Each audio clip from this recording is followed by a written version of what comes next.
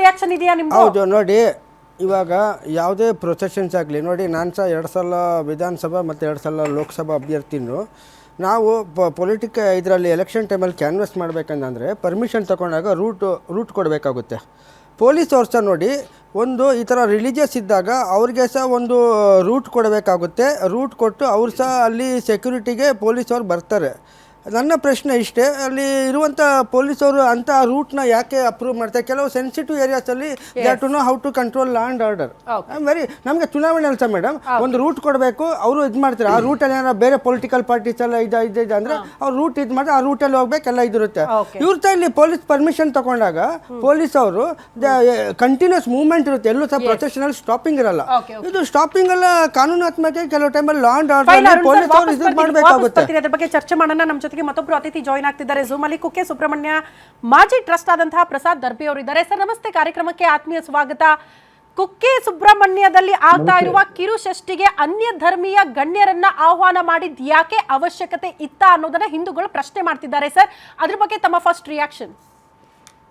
ಹೌದು ಮೇಡಮ್, ಏನಂತ ಹೇಳಿದ್ರೆ ಹಿಂದೂ ಧಾರ್ಮಿಕ ದತ್ತಿ ಇಲಾಖೆಯ ಕಾನೂನಿನ ಪ್ರಕಾರ ದೇವಸ್ಥಾನದ ಜಾಗದಲ್ಲಿ ನಡೆಯುವ ಯಾವುದೇ ಧರ್ಮ ಸಭೆಗೆ ಅನ್ಯಮತೀಯರನ್ನು ಆಹ್ವಾನಿಸುವಂತಹ ಕಾನೂನು ಆಹ್ವಾನಿಸುವಂತಿಲ್ಲ. ಮತ್ತೆ ಯಾವುದೇ ನೌಕರರನ್ನು ಕೂಡ ತೆಗೆದುಕೊಳ್ಳುವಂತಿಲ್ಲ ಅದರ ಕಾನೂನು ಪ್ರಕಾರ. ಇತ್ತೀಚೆಗೆ ಏನ್ ಮಾಡಿದ್ದಾರೆ ಅಂತ ಹೇಳಿದ್ರೆ, ಮುಂದೆ ಜುಲೈ 5ಕ್ಕೆ ಒಂದು ಸುತ್ತೋಲೆ ತಂದಿದ್ದಾರೆ. ಹೇಗಂತ ಹೇಳಿದ್ರೆ, ದೇವಸ್ಥಾನದಲ್ಲಿ ಕೂಡ ರಾಜತಾಂತ್ರಿಕ ಪ್ರೋಟೋಕಾಲ್ ಅನ್ನು ಕಂಟಿನ್ಯೂ ಮಾಡಬೇಕು ಅಂತ ಹೇಳಿ. ಏನಂತ ಹೇಳಿದ್ರೆ, ಯಾವುದು ಈ ಇಷ್ಟರವರೆಗೆ ಇಲ್ಲದ ಪ್ರೋಟೋಕಾಲ್ ಅನ್ನು ದೇವಸ್ಥಾನದಲ್ಲಿ ಕೂಡ ತರಬೇಕು ಅಂತ ಹೇಳಿ ಯಾರನ್ನು ಓಲೈಸ್ಲಿಕ್ಕೆ ಮಾಡಿದ್ದಾರೆ ಅಂತ ಗೊತ್ತಿಲ್ಲ. ಆ ಓಲೈಕೆಗೋಸ್ಕರ ಇವರು ತಂದಿದ್ದಾರೆ. ಹಿಂದೆ ಇಲ್ಲದನ್ನು ತರುವ ಅವಶ್ಯಕತೆ ಇತ್ತೆ ಅಂತ ಹೇಳಿ ನಮ್ದು ಪ್ರಶ್ನೆ. ಯಾರೇ ಬಂದ್ರು ಕೂಡ ಅಲ್ಲಿಗ ಕುಕ್ಕೆ ಸುಬ್ರಹ್ಮಣ್ಯ ದೇವಸ್ಥಾನಕ್ಕೆ ಕಮ್ಮಿ ಅಂತ ಹೇಳಿದ್ರೆ ಒಂದು 10, 20, 25, 50 ಜನರ ತನಕ ದಿನಂಪ್ರತಿ ಅನ್ಯಮತೀಯರು ಬರ್ತಾರೆ. ಸರ್ಪಸಂಸ್ಕೃತಿ ಪೂಜೆ ಮಾಡಿಸ್ತಾರೆ, ಪ್ರತಿಷ್ಠೆ ಮಾಡಿಸ್ತಾರೆ, ಆಕ್ಲೇಶ ಬಲಿ ಮಾಡಿಸ್ತಾರೆ. ಅದಕ್ಕೆ ಯಾರಿಗೂ ಅಬ್ಜೆಕ್ಷನ್ ಇಲ್ಲ. ಯಾರು ಬಂದು ಅಲ್ಲಿ ದೇವರನ್ನು ಬೇಡ್ಕೊಳ್ಳಿಕ್ಕೆ ಯಾರ್ದು ಅಬ್ಜೆಕ್ಷನ್ ಇಲ್ಲ. ಅನ್ಯಮತೀಯರು ಬಂದು ಧಾರ್ಮಿಕ ಸಭೆಯಲ್ಲಿ ಹಿಂದೂಗಳಿಗೆ ಹೇಳಿ ಧರ್ಮ ಸಭೆ ಮಾಡ್ತಾರೆ ಅಂತ ಹೇಳುದು ಕ್ವಶನ್ ಅಲ್ಲಿ. ಇಲ್ಲದ ಕಾನೂನನ್ನು ಯಾರನ್ನು ಓಲೈಸ್ಲಿಕ್ಕೋಸ್ಕರ ಮಾಡ್ತಾ ಇದ್ದಾರೆ. ಹೇಗೆ ಮಾಡಬೇಕು? ಹಿಂದೆಂದೂ ಕೂಡ ಈ ರೀತಿ ಕಿರುಷಷ್ಠಿ ಆಚರಣೆಗಳು ಅಥವಾ ನಮ್ಮ ಧರ್ಮದ ಧಾರ್ಮಿಕ ಆಚರಣೆಗಳು ಆ ಭಾಗದಲ್ಲಾದಾಗ ಅನ್ಯ ಧರ್ಮೀಯರ ಆಹ್ವಾನ ಇರ್ಲಿಲ್ವಾ ಸರ್? ಇದೇ ಮೊದಲ ಈ ರೀತಿ ಆಗಿರೋದು? ಹೇಗೆ?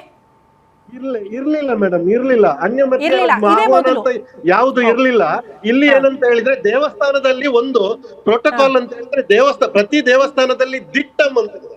ಆ ದಿಟ್ಟಂ ಪ್ರಕಾರ ನಡೆಯೋದೇ ಅದೇ ಒಂದು ರೂಲ್ಸ್. ಪ್ರತಿ ದೇವಸ್ಥಾನಕ್ಕೆ ಅದೇ ರೂಲ್ಸ್, ಅದೇ ಪ್ರೋಟೋಕಾಲ್ ಮೇಡಮ್. ದಿಟ್ಟಂ ಅನ್ನು ಬಿಟ್ಟು ಆ ದಿಟ್ಟಂ ಅಲ್ಲಿ ಬೇರೆದನ್ನು ಹೇರ್ಲಿಕ್ಕೆ ಹೋದ್ದು ಸರ್ಕಾರದ ತಪ್ಪು. ಅದು ಮೊನ್ನೆ ಜುಲೈ ನಂತರ ಸುತ್ತೋಲೆ ತಂದು ಏನಾದ್ರೂ ಅದನ್ನು ಆ ಪ್ರೋಟೋಕಾಲ್ ಅನ್ನು ಅನುಸರಣೆ ಮಾಡ್ಲಿಲ್ಲ ಅಂತ ಹೇಳಿದ್ರೆ ಆ ಆಡಳಿತಾಧಿಕಾರಿಯ ಮೇಲೆನೆ ಶಿಸ್ತು ಕ್ರಮ ಹಾಕಬೇಕು ಅಂತ ಹೇಳಿ ಅವರು ಇದು ಸುತ್ತೋಲೆ ಮಾಡಿದ್ದಾರೆ. ಇದ್ದ ಅಧಿಕಾರಿಗಳು ಹೆದರ್ಕೊಳ್ತಾರೆ ತಾನೆ. ಅವರು ಹಿಂದಿನ ಪದ್ಧತಿಯನ್ನು ಅನುಸರಿಸಲಿಕ್ಕೋಸ್ಕರ ಕೂಡ ಹೆದರ್ತಾರಲ್ಲ ಮೇಡಮ್. ಪ್ರಸಾದ್ ದರ್ಬೆ ಸರ್, ಹಂಗೆ ಇರಿ. ನಗರಲ್ ಅವರು ಪ್ರಶ್ನೆ ಕೇಳ್ಬೇಕಂತ ಹಿಂದೂ ಮುಖಂಡರು. ಸರ್ ಮಾತಾಡಿ. ಇಲ್ಲಿ ಏನು ಪ್ರಸಾರವಾಗ್ತಿದೆ ಅಂದರೆ, ದೇವಸ್ಥಾನದ ವ್ಯವಸ್ಥಾಪಕರ ಕಡೆಯಿಂದನೇ ಈ ಲೆಟರ್ಗಳನ್ನು ಅವರಿಗೆ ಕಾರ್ಯಕ್ರಮಕ್ಕೆ ಬರಬೇಕು ಅಂತ ಆಹ್ವಾನವನ್ನು ನೀಡಿದ್ದಾರೆ ಅಂತೇಳಿ ಸುದ್ದಿ ಆಗ್ತಾ ಇದೆ. ಇತಿಹಾಸದಲ್ಲಿ ಇರ್ಬೋದಾ? ಬಿಕಾಸ್ ಅದು ಈ ಹಿಂದೆ ಆ ರೀತಿ ಯಾವ್ದಾದ್ರು ಒಂದು ಆಗಿದ್ದು ಯಾವ್ದಾದ್ರು ಉದಾಹರಣೆ ಇಲ್ಲ. ಆದ್ರೆ ಇದು ನೇರವಾಗಿ ಷಡ್ಯಂತ್ರ ಅಂತಕ್ಕಂಥದ್ದು ವಿಷಯ ಅಲ್ವಾ? ಇದು ಕರೆಯುವ ಪದ್ಧತಿ ಇರಲಿಲ್ಲ ಹಿಂದೆ. ಧರ್ಮ ಸಭೆಗೆ, ಕಿರುಷಷ್ಠಿಯ ಧರ್ಮ ಸಭೆಗೆ ಅನ್ಯಮತೀಯರನ್ನು ಕರೆಯುವ ಪದ್ಧತಿ ಇರಲಿಲ್ಲ. ಪ್ರಸಾದ್ ದರ್ಬೆ ಸರ್, ಈಗ ಅನ್ಯ ಧರ್ಮೀರು ಅನ್ನುವಂತ ವಿಚಾರಕ್ಕೆ MD ಫಾರೂಕ್ ಅವರು ಮುಸ್ಲಿಂ ಮುಖಂಡರು ನಮ್ಮ ಜೊತೆಗಿದ್ದು ಅವ್ರು ಹೇಳ್ತಾ ಇದ್ರು, ಅಲ್ಲ ಮೇಡಮ್, ಅಣ್ಣ ತಮ್ಮಂದಿರ ರೀತಿಯಲ್ಲಿ ನಾವಿದ್ದೀವಿ, ನಮ್ಮ ಧರ್ಮದ ಆಚರಣೆಗಳಿಗೂ ನಾವು ಹಿಂದೂಗಳನ್ನ ಆಹ್ವಾನ ಮಾಡ್ತೀವಿ, ಬಾಯಿ ಅಂತ ಇರುವಂತ ಇನ್ನು ಸನ್ನಿವೇಶದಲ್ಲಿ ಹೋದ್ರೆ ತಪ್ಪೇನು, ಗಣ್ಯರಾಗಿ ಅತಿಥಿಗಳಾಗಿ ಹೋದ್ರೆ ತಪ್ಪೇನು ಅನ್ನೋದನ್ನ ಫಾರೂಕ್ ಸರ್ ಪ್ರಶ್ನೆ ಮಾಡ್ತಾ ಇದ್ರು. ಅದ್ರಲ್ಲ ತಪ್ಪು ಹುಡುಕ್ತಾ ಇದ್ದೀರಿ ನೀವುಗಳು ಅನ್ನೋದನ್ನ ಪ್ರಶ್ನೆ ಮಾಡ್ತಿದ್ದಾರೆ. ನೋಡಿ ಮೇಡಮ್, ಅಲ್ಲಿ ಏನಂತ ಹೇಳಿದ್ರೆ, ಹಿಂದೂ ಧಾರ್ಮಿಕ ದತ್ತಿ ಇಲಾಖೆಯ ಕಾನೂನಿನ ಪ್ರಕಾರ ಅನ್ಯ ಧರ್ಮೀಯರಿಗೆ ಅವಕಾಶ ಇಲ್ಲದಿರುವಾಗ ಹೊಸ್ತನ್ನು ಹುಟ್ಟು ಹಾಕುವ ಅಗತ್ಯ ಇತ್ತ ಅಂತ ಹೇಳುದಷ್ಟೇ ನಮ್ದು ಪ್ರಶ್ನೆ. ಮತ್ತೆ ಅವರು ಎಷ್ಟು ಜನ ಬರ್ತಾರೆ ಆ ಸಭೆಗೆ ಬರ್ತಾರೆ, ಅವರಷ್ಟಕ್ಕೆ ಹೋಗ್ತಾರೆ, ಅದ್ರ ಬಗ್ಗೆ ನಾವೇನು ಅಬ್ಜೆಕ್ಷನ್ ಇಷ್ಟರವರೆಗೆ ಮಾಡ್ಲಿಲ್ಲ.